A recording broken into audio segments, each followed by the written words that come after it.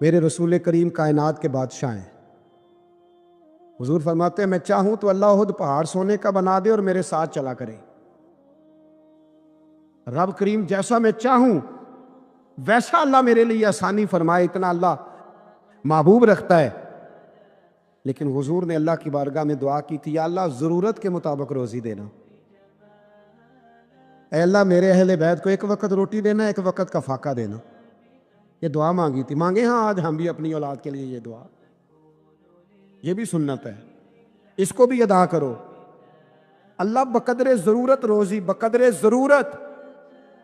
اور ایک تو وقت ہے نا آ نہیں رہا، کروڑوں مال آیا اور میرے رسول کریم نے دنیا کی دولت کو گھر میں داخل ہے، حضور نے داخل ہے۔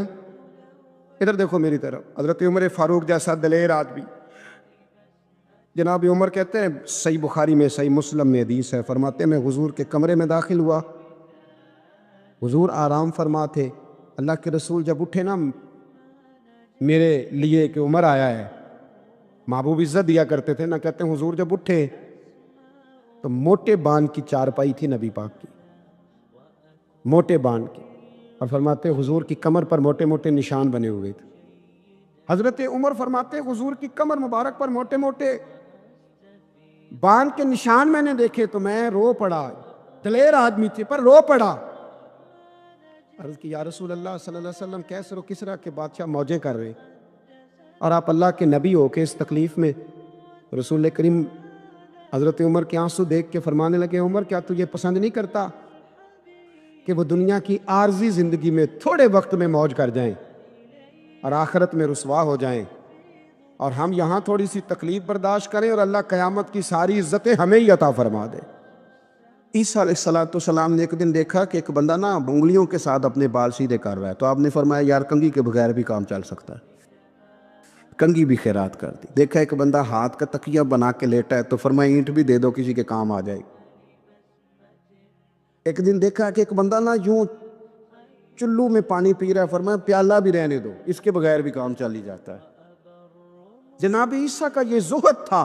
میرے نبی پاک علیہ السلام نے فرمایا جس نے جناب عیسیٰ کا زہد دیکھنا ہو وہ میرے ابو ذر غفاری کو دیکھے، ان کو دیکھے، یہ دنیا میں جناب عیسیٰ کے زہد کے مطابق چلتے پھرتے ہیں۔ ساری زندگی دولت کو مال کو پسند نہیں کیا۔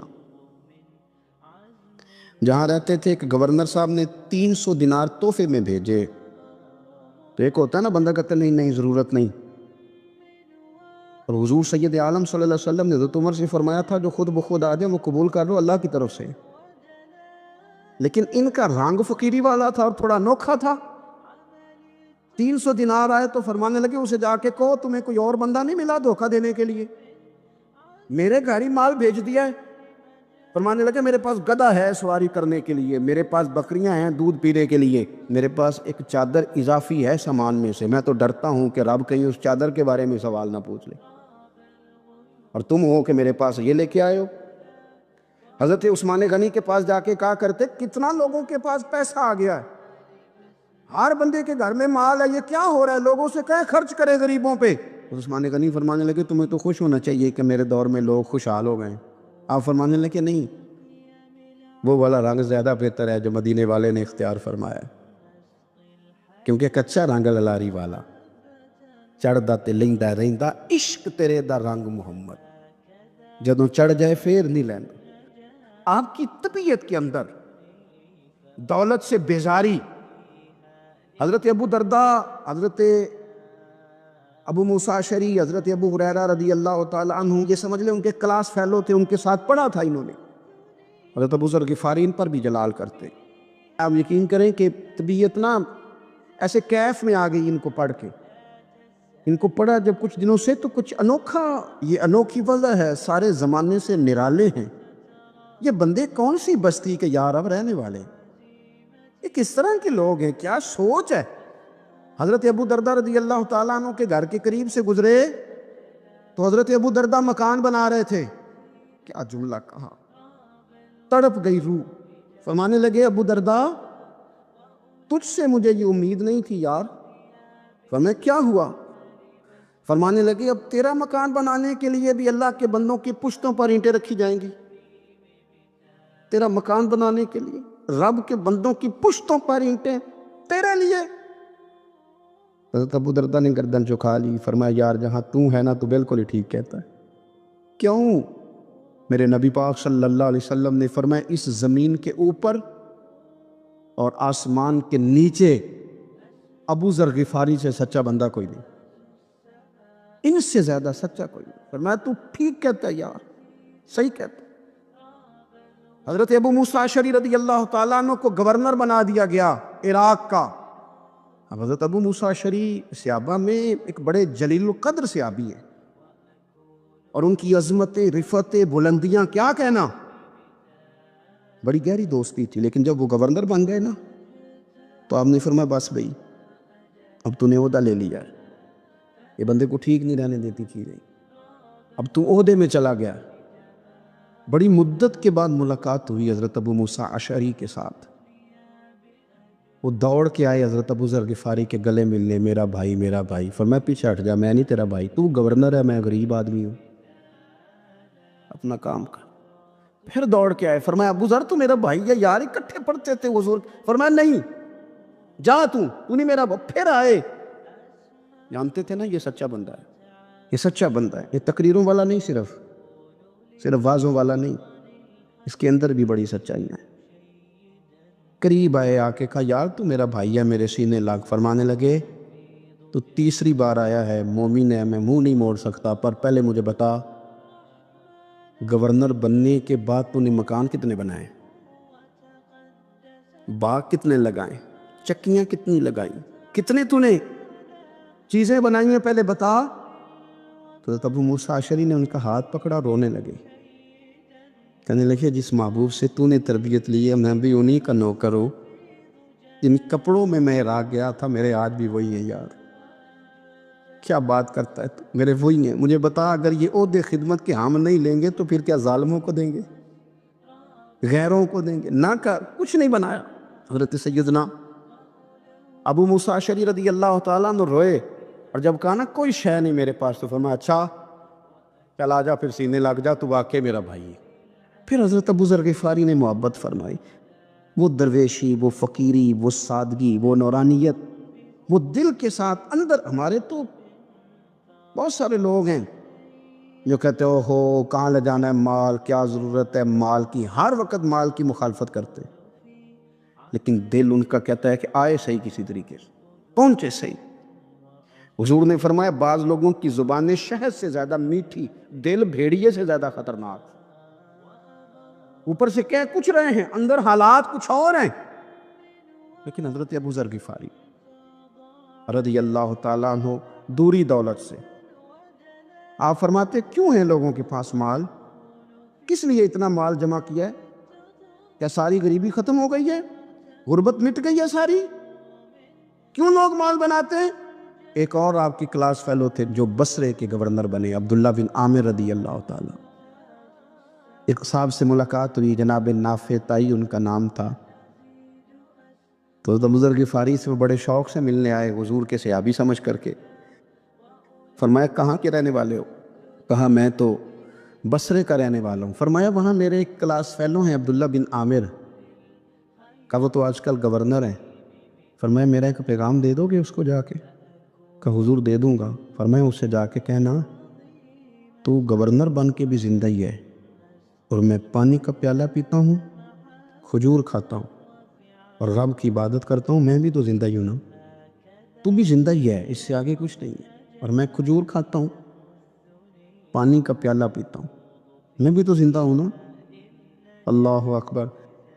نافع تائی کہتے ہیں اس پیغام کی سمجھ نہیں آئی، لیکن میں لے کے گیا، عبداللہ بن عامر سے میری ملاقات ہوئی، تو میں نے کہا جی ایک پیغام دینا ہے، تو انہوں نے کچھ توجہ نہیں کی۔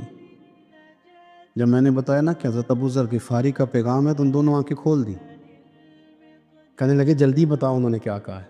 فقر اور درویشی کے رستے پہ چلنے والوں کے امام سیدنا ابو ذر غفاری نے کیا کہا ہے؟ تو کہتے ہیں مجھے پاس بٹھا لیا، شفقت فرمائی، کہنے لگے اب بتاؤ انہوں نے کیا کہا ہے؟ تو عرض کرنے لگے انہوں نے کہا ہے کہ تو گورنر ہے، تو بھی زندہ ہے، اور میں کھجور کھاتا ہوں، پانی پیتا ہوں، رب کو یاد کرتا ہوں، میں بھی تو زندہ ہی ہوں نا۔ کہنے لگے ایک دفعہ پھر کہے. کہا انہوں نے کہا تھا کہ میں کھجور کھاتا ہوں، پانی پیتا ہوں، عبادت کرتا ہوں، میں بھی تو زندہ. کہا ایک دفعہ پھر کہے. کہتے ہیں تیسری دفعہ کہا تو وہ اتنا روئے کہ انہوں نے چادر میں منہ چھپا لیا.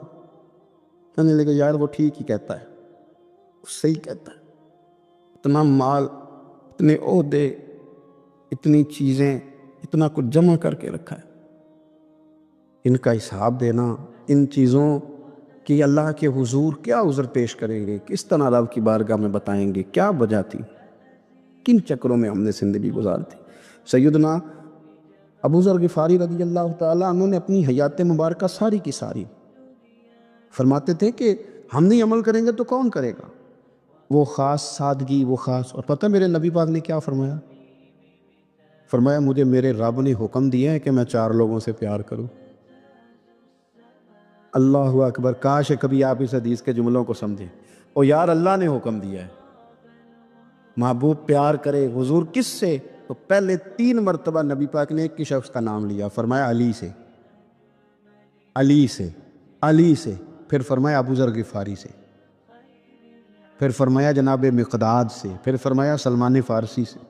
رب نے مجھے کہا ان سے پیار کرو. حضرت ابو ذر غفاری تو بھوک کے موقع پر نا اونٹ پہ بیٹھے تھے، پیچھے رہ گئے. اونٹ پر بیٹھے تھے تو پیچھے رہ گئے. اونٹ سست تھا، تھک گیا، چل نہیں رہا تھا.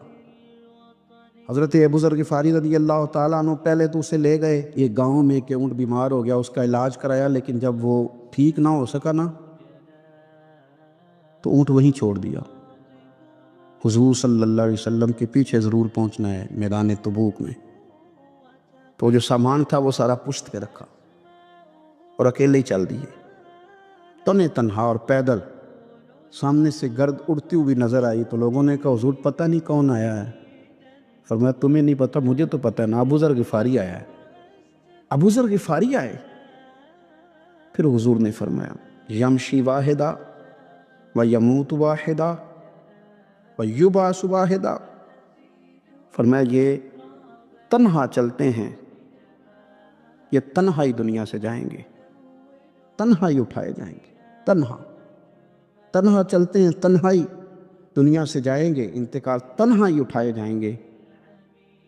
یہ بہت زیادہ سختی کرنے لگے صحابہ پہ، بہت زیادہ. تو حضرت عثمان غنی رضی اللہ تعالیٰ عنہ نے فرمایا کہ آپ اپنے مزاج کے لحاظ سے تو درست ہیں، پر جو چیز آپ طاری کرنا چاہتے ہیں جب شریعت گنجائش دیتی ہے تو آپ کیوں اتنی سختی فرماتے ہیں؟ تو فرمانے لگے ٹھیک ہے پھر مجھے ربضہ جانے کی اجازت دے دو. ربضہ ایک بستی تھی، جنگل تھا، وہاں کوئی آتا جاتا نہیں تھا. اسی کسے دے کچھ نہیں لگتے تے نہ کچھ ہڈا دردی. حضور نے کہا تھا نا یمشی واحدہ، کیلا چلے گا، ربضہ چلے گیا. حضرت سیدنا عثمان غنی نے کہا یہ کچھ بکریاں لے جاؤ، دودھ پی لیا کرنا. فرمایا عثمان مجھے مال کی تو ضرورت پہلے دن سے ہی کوئی نہیں، مجھے تو رب رسول کی ضرورت ہے، ان کی کرم نوازیاں میرے ساتھ رہتی ہیں.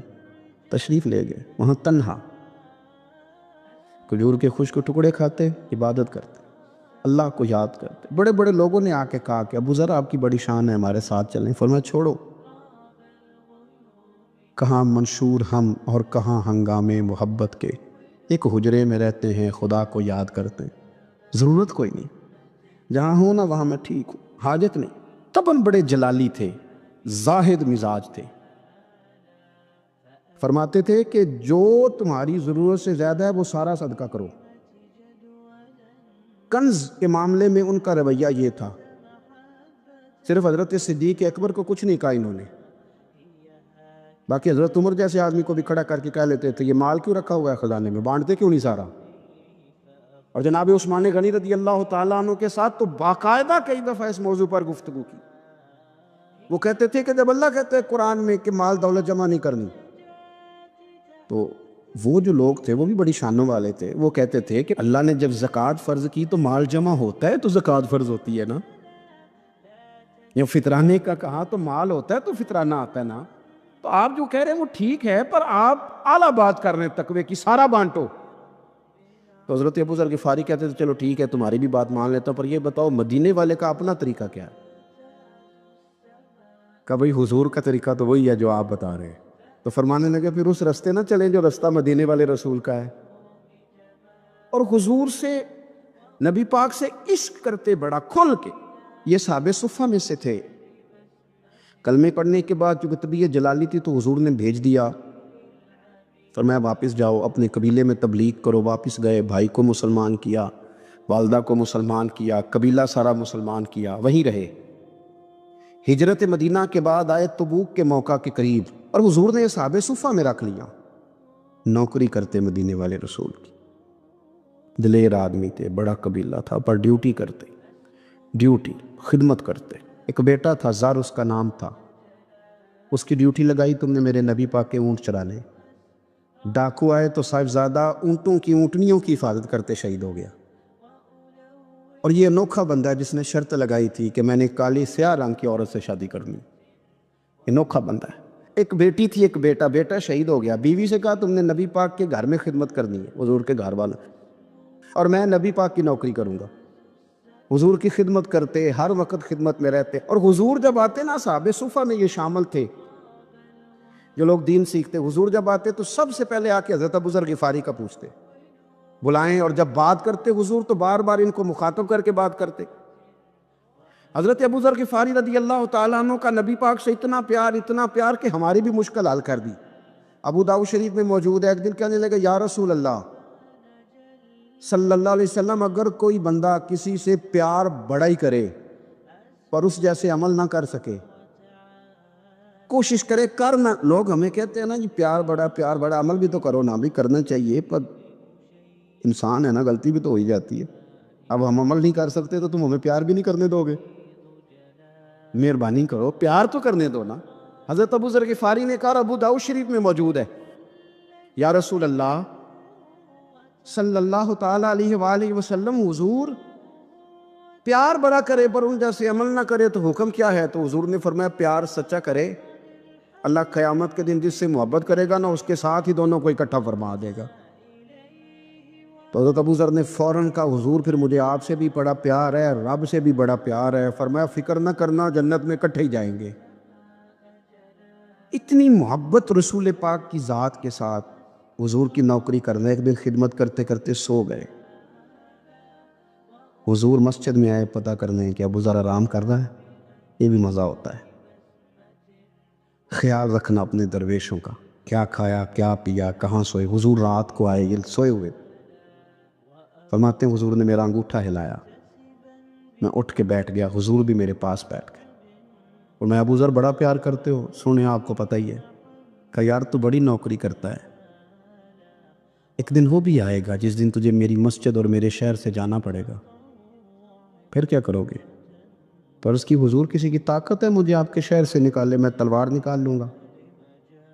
نبی پاک نے فرمایا تلوار نہ نکالنا، جہاں تمہیں بھیجا جائے چپ کر کے چلے جانا. حضور کب تک؟ فرمایا جب تک اللہ تیری اور میری ملاقات نہیں کرا دیتا. یعنی وصال تک. یہ واحد شخص ہیں کہ حضور کے وصال ظاہری کا وقت آ گیا تو فرمایا کوئی میرے ابو ذر کو بلاؤ. جب یہ آئے تو حضور لیٹے ہوئے تھے، یہ جھکے نبی پاک کی طرف، حضور میں حاضر ہو تو حضور نے پکڑ کے سینے کے ساتھ لگا لی. سخت ہو جاتے ہیں دل جب آپ مشینوں کی زندگی میں زندہ رہتے ہیں. دل نرم کیسے ہوتے ہیں؟ میرے نبی پاک نے فرمایا یتیم کے سر پہ ہاتھ پھیر، رب تیرا دل نرم کرے گا. اگر زنگ لگ جائے دل کو تو اللہ کا ذکر کر، قرآن پاک کی تلاوت کر، اللہ تیرے دل کو نرم کر دے گا.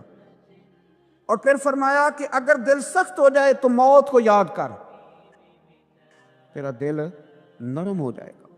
اچھوں کی صحبت اختیار کریں تو دل نرم ہو جاتا ہے. قبروں کی زیارت کریں، جائیں کبھی اپنے شہر کے قبرستان میں، غور کریں کہ وہ چودھری صاحب لیٹے ہیں، یہ علامہ صاحب لیٹے ہیں، وہ فلاں بہت بڑے افسر لیٹے ہیں، وہ دیکھو وہ میرا عزیز لیٹا ہے.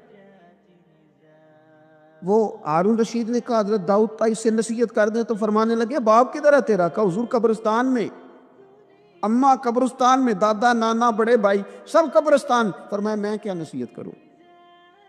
او پہیاں دس دیاں نہیں قبران جنہ تے پھول پے، ادھروں کوئی بھی نہیں آمدہ، ادھروں لکھاں گئے، تے سہ جوڑ سنگت دے ڈٹھے، سہ جوڑ 100 سال کی دوستیاں، سہ سال سنگت دے ڈٹھے، او تکو آخر وتھاں پئیاں، او جنہاں بعد اسی پل نہیں سمجھیندے، ایک پل نہیں سمجھیندے، پھر وہ شکلاں بھی یاد نہ رہیاں، سہ جوڑ کا یہ کوئی کم ہے دل کو نرم کرنے کے لیے؟ تیرے پاس موت کا تذکرہ قبروں کی جائے کو تھوڑی ہے، یہ چیزیں دل نرم کرتی ہیں، یاد نرم کرتی ہیں چیزیں دل، سختی طبیعتوں کی، مزاجوں کی سختی، دوسروں کے بارے میں ڈاٹے جذبات، ہمارے رویے ڈاٹے، ہماری طبیعتیں سخت۔ حضرت عبداللہ ابن مسعود رضی اللہ تعالیٰ عنہ نے ایک شخص کو جنازے کے موقع پہ ہنستا ہوا دیکھ لیا، فرمایا آج کے بعد تیرے ساتھ کلام نہیں کروں گا۔ جس کا جنازہ دیکھ کے بھی دل نرم نہیں ہوا اور قبرستان دیکھ کے بھی دل نرم نہیں ہوا، وہ تو سخت دل بندہ، سخت دل بندے سے دوستی کبھی نہیں رکھوں گا، میں تو درد دل والوں سے پیار کروں گا، تیرے ساتھ میں کلام نہیں کرتا۔ تو کس طرح کا شخص ہے بھائی جسے یہاں آ کے بھی ہنسی آ رہی ہے، مذاق سوچ رہا؟ تو دل کی نرمی، میرے نبی پاک صلی اللہ علیہ وسلم نے نا دل پر، ہم نے نا کپڑوں پر بڑی محنت کی، ہم نے چہروں پر بڑی محنت کی، ہم نے اپنے ظاہر کو سنوارنے پر ہم نے اپنے آپ میں بڑے بڑے لفظ یاد کیے، بڑی کہانیاں یاد کی، پر دل کے لیے محنت، اس پر محنت ہی نہیں کی۔ اعلیٰ حضرت فاضل بریلوی کتنے بڑے عالم ہیں، 1000 کتاب کے مصنف، اور ان کے فتاوی موجود ہیں کہ جس بندے کا تلفظ ٹھیک نہ ہو، یعنی جو ضروری قواعد ہیں وہ قرآن پاک کے جس کو نہ آتے ہوں، اس کے پیچھے نماز نہیں۔ جو ہا اور ہا میں فرق نہیں کر سکتا، حمزہ اور عین میں فرق نہیں کر سکتا، وہ الفاظ کا معنی بگاڑ دے گا۔ لیکن اعلیٰ حضرت چونکہ صوفی ہیں، درویش ہیں، علم کے ساتھ تو ایک اور رنگ بھی بیان کرتے ہیں۔ وہ کہتے ہیں یہ نہ ہو کہ صرف تو حروف کے ہیر پھیر میں ہی لگا رہے، صغرے کبرے ٹھیک کرتا رہے، داربا یادرب کے چکر میں پڑا رہے، اور دل پر تو توجہ ہی نہ دے۔ فاضل بریلوی رحمۃ اللہ علیہ فرمانے لگے کہ 2 علماء نے قرآن ایک درویش کے پیچھے نماز پڑھی تو مستحب جو قواعد تھے نا جن کے بغیر نماز، وہ ٹھیک نہیں تھے ذرا ان کے، تو وہ کہنے لگے دیکھا جی اتنے بڑے پیر صاحب ہیں اور ان کی تو قرات ہی ٹھیک نہیں، تلفظ ہی ٹھیک نہیں، حالانکہ لفظ تاثیر سے بنتے ہیں، تلفظ سے نہیں، لفظ تاثیر سے بنتے ہیں، تلفظ سے نہیں۔ اہل دل آج بھی ہیں اہل زبان سے آگے، انہوں نے کہا جی بابا جی کا تو تلفظ ہی ٹھیک نہیں۔ اعلیٰ حضرت نے لکھا ہے ملفوظات شریف میں، فرماتے ہیں پھر وہ نہ نہانے کے لیے چلے گئے، نماز پڑھ کے فارغ ہو کے، تو وہ پانی میں اتر گئے تو شیر ان کے کپڑے اٹھا کے لے گیا۔ اب کتنی کو دیر پانی میں رہتے، نکلے بھی تو کیسے نکلے، شرم آتی ہے۔ مختصر لباس پہن کے وہ غسل کرنے کے لیے گئے تھے، اب پانی میں سردی، کتنی کو دیر بندہ پانی میں رہے۔ لوگوں نے آ کے کہا حضور وہ آپ کے مہمان تو الجھ گئے، بڑے بری طرح پھنس گئے، مہربانی فرمائے ان کو تو بچائیں، وہ تو سخت الجھن میں۔ کہ کیا ہوا؟ کہنے لگے وہ شیر کپڑے لے گیا اور وہ پانی میں ہے، اب کچھ تو ہونا چاہیے۔ تو وہ بزرگ گئے، جا کے نہ دور کھڑے ہو کے شیر کو آواز دی، شیر کو۔ حضور کے صحابی تھے نا حضرت سفینہ، قافلے سے رستہ بھول گئے، ایک سائیڈ پہ ہو گئے تو سامنے شیر آ گیا۔ میں نے کہا ہے لیکن جب آ جائے تو، جب شیر سامنے آ جائے، جب سامنے آ جائے پھر پتہ چلتا ہے کہ یہ تو واقعی آ گیا ہے، پھر انداز اور ہوتا ہے۔ حضرت سفینہ کے سامنے شیر ہی آ گیا، مشکات میں شیر آیا، اب کوئی بھاگتا ہے، کوئی چڑھتا ہے درخت پہ، کوئی لکڑی اٹھاتا ہے، کوئی اسلحہ پکڑتا ہے۔ حضرت سفینہ فوراً بولے، کہنے لگے او شیر ذرا خیال کرنا میں رسول اللہ کا غلام ہوں۔ پھر آکھیا شیر سفینہ تائی جا رہا یا راہ جاندے، اور جڑے غلام رسول اللہ دے اسی غلام ہونا دے۔ شیر دم ہلاتا رستہ چھوڑ گیا، اور بابا جی بھی گئے، فاضل بریلوی کہتے ہیں شیر کو آواز دی، شیر دوڑا آیا، آگے کہنے لگے وہ ہمارے مہمانوں کے کپڑے لے گیا، تجھے شرم نہیں آتی؟ تو شیر کپڑے اٹھا کے واپس لایا۔ ان علماء کو، حضرات علماء کو کپڑے پیش کیے، جب ان کو پیش کیے تو پیش کرتے ہی وہ بزرگ پھر فرمانے لگے، کہنے لگے مولانا تم نے لفظ سیدھے کیے ہیں، میں نے دل سیدھا کیا ہوا ہے. تم نے محنت کر کے نا لفظ ٹھیک کیے ہیں، لیکن میں نے دل ٹھیک کیا ہے. دل پاک ہوئے تے پاک ہی ملتا ہے، تے بنا پاکوں پاک نہیں ملتا. سارے جسم دے دھون نالوں ایک ٹکڑا دھولا ہے دل دا. حضرت سلطان باؤ رحمت اللہ علیہ فرمانے لگے دل کالے نالوں منہ کالا چنگا. دل کالے نالوں منہ کالا چنگا جے کوئی رمز پچھانے.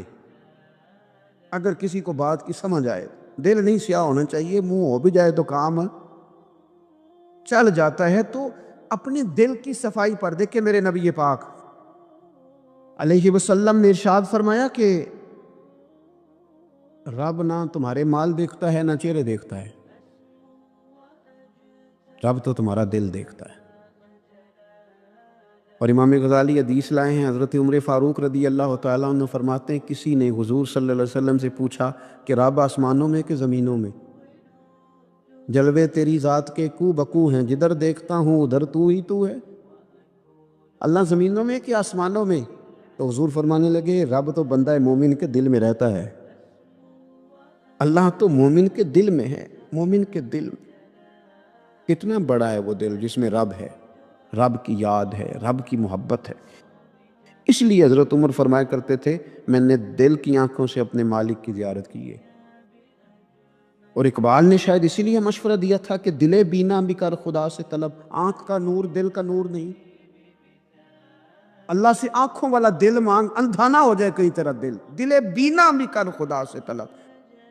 آنکھ کا نور دل کا نور نہیں. عزیز بھائی اللہ کے جلوے. لیکن ایک بات ذہن میں رکھنا، کسی گلاس میں تھوڑی سی غلاظت ہو نا، دودھ تو دور رہا، شہد تو دور رہا، اس میں کوئی پانی بھی نہیں پیتا. تھوڑی سی غلاظت ہو اور آپ کی آنکھوں کے سامنے وہ غلاظت دھل بھی گئی، صاف بھی ہو گئی، شرعی تقاضے پورے ہو گئے، پھر بھی کچھ لوگ کہتے ہیں میری طبیعت نہیں مانتی، میرا دل نہیں مانتا. صحیح کہہ رہا ہوں میں؟ او بھائی اتنی سی غلاظت گلاس میں تھی اور سادہ پانی نلکے کا، تو اس میں پینا پسند نہیں کرتا. اور اگر دل غلاظت سے بھرا ہو تو رب کی محبت وہاں آئے گی؟ خدا اپنا قرب وہاں رکھے گا؟ کسی سے جلنا، کسی سے حسد کرنا، کسی کے بارے میں عداوت رکھنا، کچی بولیاں بولنا. اور اب تو اتنا عجیب حال ہو گیا، جماعتیں جماعتوں کے بارے میں برا خیال کرتی. خانقاہ اور آستانوں کا یہ حال ہے کہ سبق پڑھایا جاتا ہے دوسرے کے خلاف، بس ہم ٹھیک ہیں. یہ تصوف ہے کہ میرا تو ٹھیک ہے؟ طریقت تو یہ تھی کہ میں ٹھیک نہیں باقی سارا زمانہ ٹھیک ہے. تو کس چکر میں پڑا ہوا ہے؟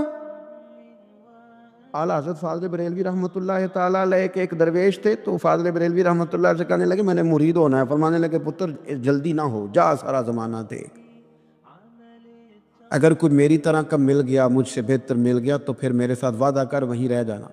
ہاں اگر تیرے خیال میں نہ ملا تو پھر آنا، جا گھوم زمانہ دیکھ. یہ کیا بات ہوئی؟ کیا آپ نفی کرنے لگے سارے زمانے کی اور کہیں صرف میں ہی ٹھیک ہوں، فقط میں ہی ٹھیک ہوں؟ یہ طریقت ہے؟ اور تصوف والے تو لوگ یہ کہا کرتے تھے میں تے بندہ ٹھگ جے لوکو،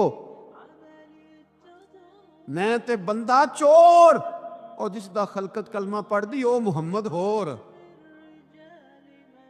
وہ لوگ تو نفی کرتے تھے، وہ لوگ تو نفی کرتے تھے اپنی، کہتے تھے میں کوئی شے نہیں، میں تے بندہ ٹھگ جے لوکو، او میں تے بندہ چور. میاں محمد بخش صاحب رحمۃ اللہ علیہ، ایک عالم نگار نے لکھا تھا کہ وہ کچھ لوگ نا سکھ ہندو یہاں رہتے تھے تو ان کا نام محمد تھا چونکہ، تو بات کو شبہ پڑ گیا کہ شاید جن کا لوگ کلمہ پڑھتے ہیں نا مسلمان، معاذ اللہ یہ وہ والے. تو میاں صاحب اپنے بارے میں کیا کہ میں تے بندہ ٹھگ جے لوکو، میں تے بندہ چور، جس دا خلقت کلمہ پڑھ دی او محمد ہور. او میں تو ایک ٹھگ ہوں. حضرت میاں شیر محمد صاحب شرک پوری رحمۃ اللہ علیہ سرتاج ہیں اولیاء کے، پیر سید اسماعیل شاہ صاحب بخاری حضرت کرما والا شریف والے. وہ کہتے ہیں میں بیعت ہونے کے لیے جب شرک پور شریف آ رہا تھا تو رستے میں مجھے ایک بزرگ مل گئے، مجھے کہنے لگے کدھر جا رہے ہو، کون ہو؟ میں نے کہا میں سید ہوں اور میاں صاحب سے بیعت ہونے جا رہا ہوں۔ تو مجھے کہنے لگے وہ تو دنیا دار ہے، جیبوں میں ہاتھ ڈالتا ہے لوگوں کی، تو سید ہو کے رائن کے پیچھے کیا لینے جا رہا ہے؟ جڑا بلے نو سید آکھے دوزخ ملنے سزائیں، تے جڑا بلے نو رائیں آکھے او جنت پینگا پائیں، کیونکہ رانجا رانجا کر دی نی میں ہوں آپ ہی رانجا ہوئی۔ رانجا ہی آکھن ساریا میں نے، ہیر نہ آکھے کوئی۔ وہ تو کدھر جا رہا ہے؟ کہتے میں نے کہا بابا زیادہ باتیں نہ کر، ناراض ہو جاؤں گا۔ کہتے بابے نے کئی دفعہ رستے میں مجھے منع کیا، نہ جانا نہ جانا، فلانی جگہ چلا جا فلانی جگہ، لیکن میں چلا گیا، میری طلب صادق تھی۔ جب میں باہر جا کے بیٹھا تو اندر سے بلاوا آیا کہ میاں صاحب نے بولا، اندر گیا تو یہ تو وہی بابا جی ہیں جو مجھے روک رہے تھے۔ تو میاں جی خود ہیں، حضرت میاں صاحب کہنے لگے بیلیا تینوں بڑا موڑیا پر تو مڑیا ہی نہیں۔ وہ تو روکتے تھے، اپنی نفی کرتے تھے، دل صاف دوسرے کے بارے میں، نظریہ صاف، کسی کے بارے میں خیر کا جملہ، کسی کی وکالت کرنا، کسی کا عیب چھپانا، کسی کے بارے میں اچھے لفظ بولنا، یہ مومن کی شان ہے۔ مومن کا دل ایسے سونا، میرے نبی پاک صلی اللہ تعالی علیہ وسلم نے فرمایا کہ میرا زید بن حارثہ ہے، اس کا دل اللہ نے نور ایمان سے بھر دیا ہے، ایمان سے دل بھر دیا رب تعالیٰ نے۔ ایک دن صبح صبح حضور نے پوچھا، اور داتا صاحب نے اس کو لکھا ہے، نبی پاک نے پوچھا آج تم نے صبح کس طرح کی؟ عرض کی یا رسول اللہ اس حال میں کہ میں پکا مومن ہوں۔ حضور نے فرمایا تو پکا مومن ہے، کس طرح؟ کہنے لگے یا رسول اللہ میں اس طرح کا مومن ہوں کہ سونا اور مٹی میرے لیے برابر ہے، پیسے آ جائیں تب بھی کوئی ٹینشن نہیں، نہ آئیں۔ حضرت زید بن حارثہ رضی اللہ تعالیٰ عنہ عرض کرنے لگے حضور سونا اور مٹی برابر ہے، کوئی پرواہ نہیں۔ تو حضور نے فرمایا تیرے ایمان کی دلیل؟ عرض کرنے لگے یا رسول اللہ میرے ایمان کی شان اور دلیل یہ ہے کہ میں یہاں زمین پہ بیٹھ کے نظر اٹھاؤں تو میری نظر اللہ کے عرش تک جاتی ہے، میں بتا سکتا ہوں کہ جنتی جنت میں جا رہے ہیں اور راضی ہیں، جہنمی جہنم میں جا رہے ہیں اور چیخ رہے ہیں، میں بتا سکتا ہوں۔ حضور نے فرمایا پھر اس کی حفاظت کر، پھر اس جذبے کی حفاظت کر۔